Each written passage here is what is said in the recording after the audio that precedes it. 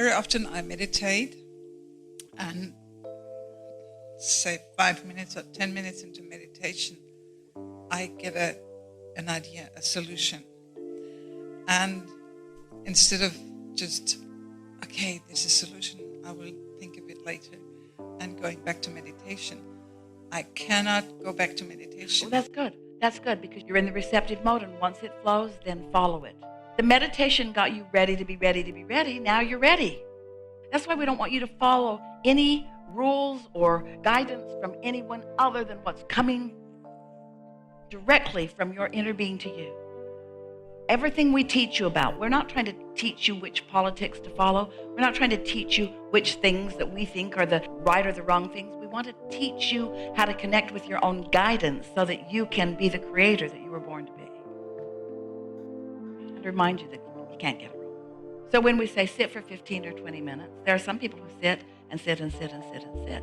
And sometimes it's an escape from unsettling things, and that's all right too. But you've trained your minds to be responsive, and so to ask them to be inactive really sets up a tension in you that is not productive. So 15 or 20 minutes, and usually within that time, you receive some reasonable alignment, and off you go. You want to talk about meditation a little bit? Have we whetted your appetite for it enough that you'd like to talk about what it is and how to do it? All right with you? So, as you well know now, you understand so much about it just from what we've been talking about. But the whole point of it is to quiet your mind, which means stop thinking. But that's asking a lot because there are already thoughts that are active, and law of attraction is already responding to the active thoughts. So when we say, don't think about that, you're thinking about that thing that you're trying not to think about because it's active. It's just the way that it works. So it is helpful to find a thought that isn't a very big thought. A thought like maybe a sound. Esther usually can find a sound in whatever room she's in. Usually there's a fan or there's something off in the distance or the condenser in the air conditioner. And if you don't have a sound, maybe you want to turn a fan on, or maybe you want to turn the fan on in the bathroom, or something that projects enough of a sound that you can hear it. Or if you don't want to listen for your focus, if you rather look for your focus, then watch a dripping faucet, or watch the minute hand on the clock, or watch the flicker of a flame. In other words, something that doesn't take you into a lot of thought. So you can listen for it or watch for it. We really think it's better if you close your eyes, because when you close your eyes, you're less aware of your surroundings, and the less aware you are of most of your surroundings, then the better off you are, because there are triggers everywhere that will activate thoughts. And the whole point of meditation is to deactivate thought. Because while we would like to teach you to have pure positive thought, it's far easier to teach you to have no thought. Far easier to teach you to have no thought. But it's not logical for you to be awake and have no thought. You really require something to focus upon. So a sound, an om. Esther will find a note within her. And she'll reach around until she finds that's where she likes to be, right there. And then sometimes she holds them with her voice, but then it gets a little tiring, so she holds it with her mind. And then every now and again she'll speak it out loud just to make sure she's still remembering what she's saying. Doesn't matter how you go about it. There's no right or wrong. Find your comfortable place. Find something to focus upon. So as you focus upon that, at first, holding that note or listening to that sound in the air conditioner, whatever it is that you're doing, it requires focus. And as you listen to it, at first, your mind will wander because you still have active thoughts. Don't be mad at yourself about that. Just say, of course, it's natural. Those thoughts are still active. And the game that you're playing right now is, how can you let those thoughts and others like them become inactive? And the way is to focus upon something else. And since you're choosing something that isn't very meaty to think about, in other words, I think I will meditate and I will remember my ex-husband. Not really a good idea. I remember the traffic accident. No. I remember that girl that doesn't like me. No.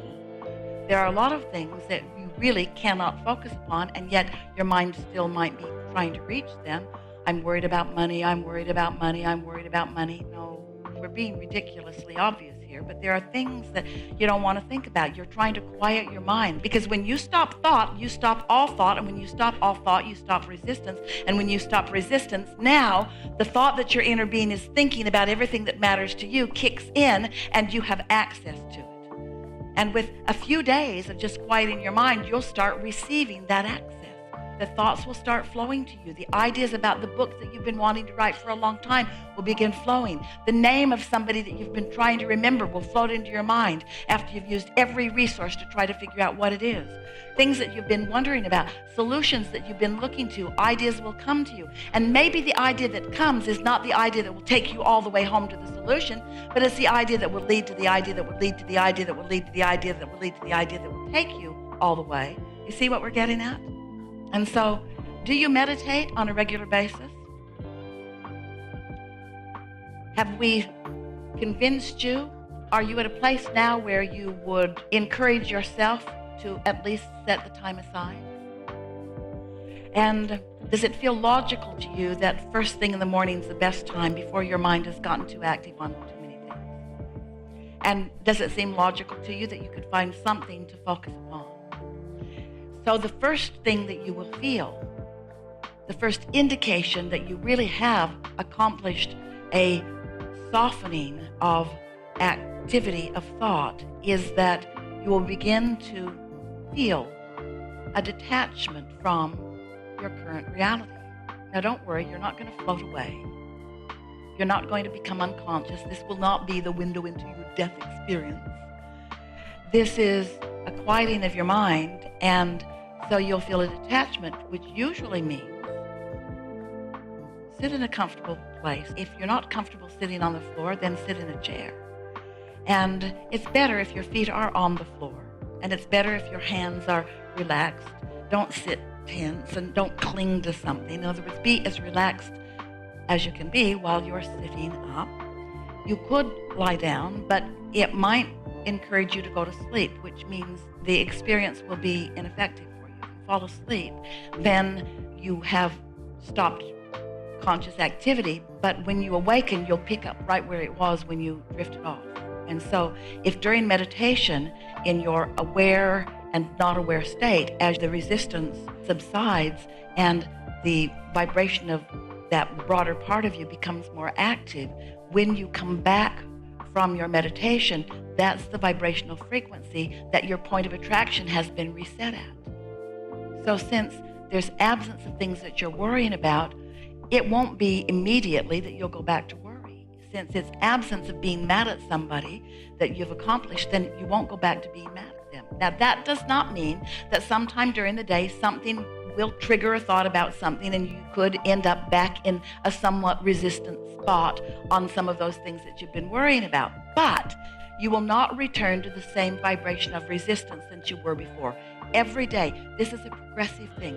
Every day, your resistance will become less and your allowing will become more.